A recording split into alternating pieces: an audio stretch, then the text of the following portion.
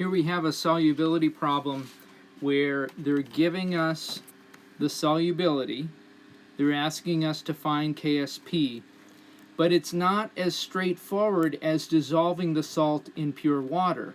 Rather, we're dissolving the CeIO33 salt in a solution that already contains a common ion. So this is called the common ion effect.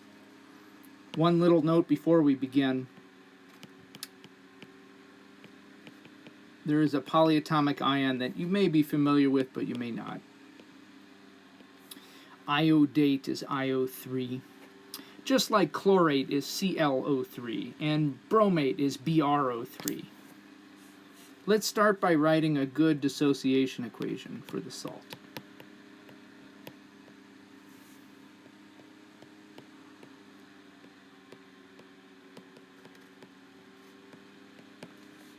Notice that in order to make the equation balance, we need to have a coefficient 3 in front of iodate.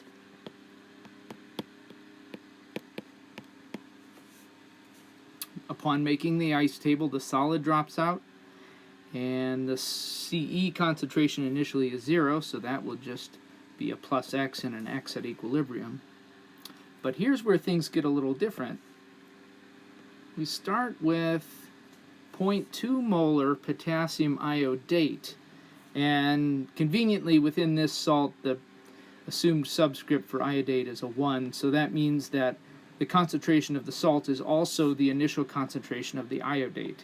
It's not 0, it's 0.2. But everything else would be the same as before. Note that the coefficient 3 in front of iodate in the dissociation equation means that we need to add 3x in order to get to the equilibrium concentration.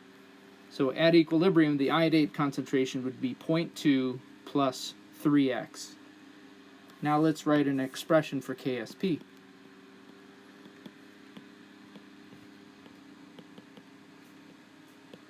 Make sure you cube the concentration of iodate because it has a coefficient of 3 in the dissociation equation.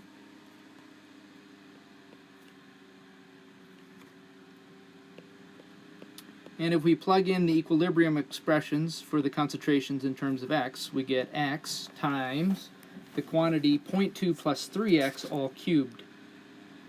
Now we can plug in the information they gave us. They told us at the beginning of the problem that the solubility, that is, the value of x in the ice table, is this particular number, 4.4 times 10 to the negative 8th. So if we know that value, then we can just plug in and solve.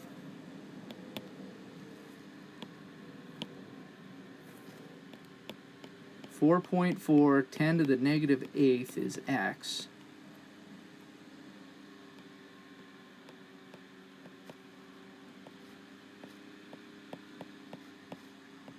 And I'd pull out the calculator at this point. Crunch those numbers, and you arrive at 3.5 times 10 to the negative 10th for a value of KSP. And that's what they're asking for. Now, interestingly, what if we had made the mathematical assumption that the value of x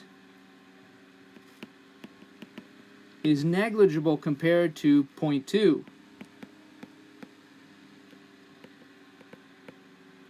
In other words, what if we had said at this point, all right, this is roughly equal to x times, instead of writing 0.2 plus 3x, I'm just going to say, it's pretty close to just 0.2.